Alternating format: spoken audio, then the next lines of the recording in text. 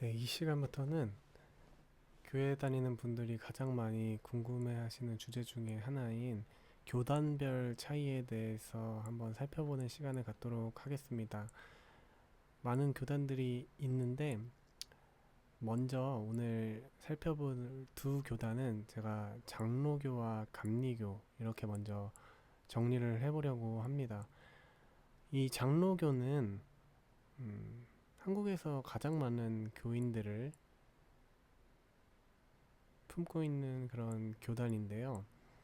많은 분들이 이제 장로교와 감리교 이렇게 차이에 대해서 말한다고 할 때 여기 나와 있는 어떤 신학적 차이 있죠. 신학적 차이에 칼빈주의, 예정론과 하나님의 주권을 강조하는 교단이다. 이러한 부분으로 많이 설명을 하고요. 또 감리교단과 그것이 차이다라고 얘기를 하는데 실제로 이제 이러한 구분법은 굉장히 애매한 부분이 있다라는 것을 제가 먼저 말씀을 드립니다.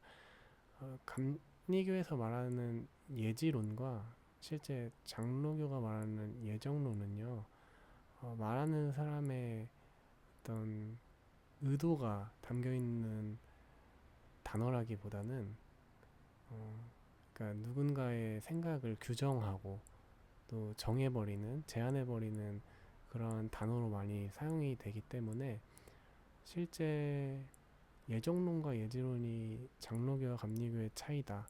또 뭐 하느님의 주권을 강조하고 감리교는 자유의지와 인간의 어떤 구원의 역할 이런 부분을 크게 강조한다. 이렇게 얘기하는 그런 구분법은요. 실제로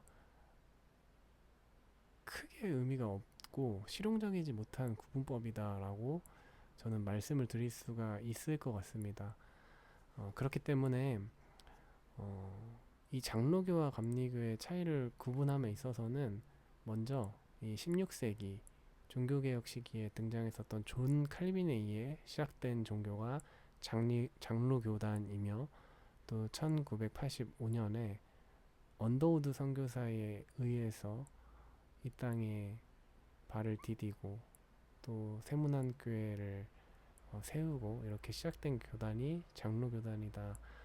이렇게 생각하는 편이 훨씬 더 이해하기 좋을 것 같습니다. 물론 이 칼빈의 신학이 이 장로교단에서 굉장히 큰 영향을 끼치는 건 사실입니다. 이 칼빈이라는 신학자 자체가 교회 교리를 체계적으로 잘 정리하는 역할을 감당했었던 사람이기 때문에 그러한 부분이 이제 교회 안에 강한 색채로 나타나 있다라고 얘기를 할 수 있긴 하지만요.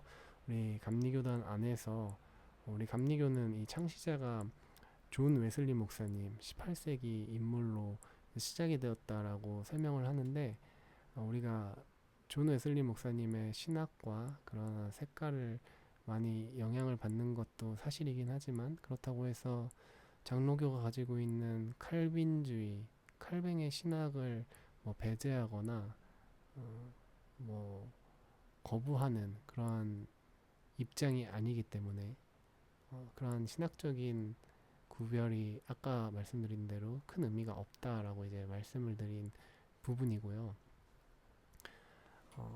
그렇기 때문에 어떤 신학적인 큰 차이로 장로교와 감리교가 구분이 된다라는 부분보다 오히려 뭐 순복음 교단, 한국에 있는 순복음 교단 같은 경우에는 뚜렷한 어떤 신학적인 차이가 분명 있습니다.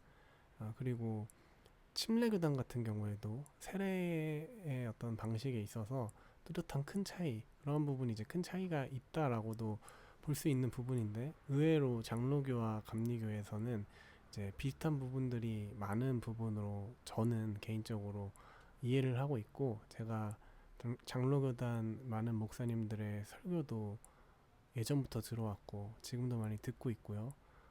그렇게 이제 장로교, 감리교 교단을 넘나들면서 말씀을 듣거나 어떤 이해를 할 때 그 부분에 있어서 큰 이질감이라든지 괴리가 없었다라는 것을 제가 직접 체험적으로 이제 말씀드릴 수 있는 부분인 것 같습니다.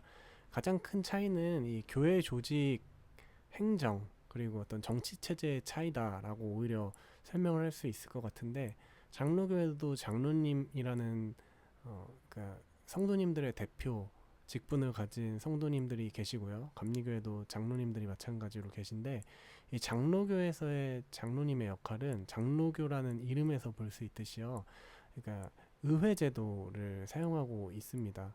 그래서 성도들의 대표로서 의사 결정권을 갖는 장로님들이 이 성직자들과 함께 모든 의사를 결정해 나가고, 그러한 부분에서 이 성직자와 어떤 성도님들의 이 관계는 수평적인 관계로서 이렇게 이해되면서 행정과 정치 체제를 이어간다, 이렇게 생각을 할 수가 있는 반면에, 이제 감리교단 같은 경우에도 마찬가지로 모든 회의를 할 때 장로님들이 목회자들과 동일하게 참석을 하고 이렇게 의사결정에 있어서 중요한 역할을 하시긴 하지만, 상대적으로 장로교에 비해서는 감리교가 목사님들, 성직자들이 주도적으로 정치체제나 어떤 행정적인 부분들을 이끌어가는 그러한 부분이, 이 조직의 구성이 차이가 있는 부분이 오히려 이 장로교와 감리교의 큰 차이다라고 얘기를 할 수가 있을 것 같습니다. 그러한 부분들이 이제 일반적으로 처음에 교회에 다니시는 이 성도님들 입장에 있어서는 큰 차이가 느껴지지 않는 부분이 될 수도 있지만, 시간이 지나면서 이제 직분을 맡기도 하고요. 집사님이 되고 권사님이 되고 장로님이 되고 이제 올라가게 될 때는 분명히 이제 그런 어떤 정치적인 시스템 자체가 차이가 있는 부분이 느껴질 수 있는 그런 구조다라고 생각을 할 수가 있을 것 같습니다. 이 예배 방식 같은 경우에도 물론 뭐 정통적이고 엄숙한 분위기가 장로교 쪽에 좀 더 있고, 감리교가 상대적으로 자유롭다, 이렇게 표현하는 게 완전히 틀리다고 말할 수는 없지만, 이 부분도요 결국에는 어떤 교단의 어떤 차이와 색깔이라기보다 개 교회별로 오히려 이런 부분들은 좋은 부분들을 받아들이는 교회, 아니면 어떤 시대적인 흐름을 변화를 주는 교회들이 있는 거고, 또 어떤 전통적인 부분에 좀 더 강조를 해서 예전 스타일 이렇게 고수하는 그런 교회들이 있기 때문에, 이게 어떤 장로교와 감리교의 뚜렷한 예배적인 차이가 있다라는 부분은 오히려 체감하기 어려운 부분이 될 수도 있는 부분이다라고 이제 생각을 합니다. 이 말을 뭐 좀 쉽게 표현을 하면요, 장로교인지 감리교인지 모르고 예배 보통 참여를 했을 때 이 교회가 장로교다, 감리교다, 이런 부분을 물론 구분해내는 어떤 경우도 있겠지만, 구분 못하게 되는 경우들도 상당수 많게 될 수 있다라는 부분입니다. 이렇게 해서 이제 장로교와 감리교의 어떤 공통점과 차이점에 대한 부분들을 쭉 정리를 해봤고, 이 신학적인 부분에 있어서 장로교가 칼빈주의의 영향을 많이 받는다, 이런 부분에 대해서 좀 이견을 달리하는 사람들은 많이 없었던 것 같긴 한데요. 감리교가 알미니안주의를 따른다라고 했을 때는 오히려 이 부분이 감리교는 알미니안주의가 아니다, 이렇게 말하는 이야기를 많이 듣게 되는 겁니다. 알미니안주의라고 하면은 이제 구원에 있어서 성도들의 역할, 이 부분이 굉장히 중요하게 작용을 한다라고 이제 말하는, 감리교 안에서 내가 알미니안주의다 이렇게 얘기를 하는 경우는 거의 없기 때문에, 이러한 차이도 감리교인들이, 또 감리교 신학자들이 스스로 정의하는 어떤 모습이라기보다는 외부 사람들이 규정하는 어떤 감리교의 모습이기 때문에 이게 맞다라고 이야기할 수가 없는 부분입니다. 말씀드렸다시피 조직적인 차이는 분명히 있고요. 예배 방식 차이에서도 저는 오히려 좀 비슷한 부분이 오히려 많다라고 이렇게 말씀을 드릴 수가 있을 것 같습니다. 참고로 이 장로교 같은 경우에는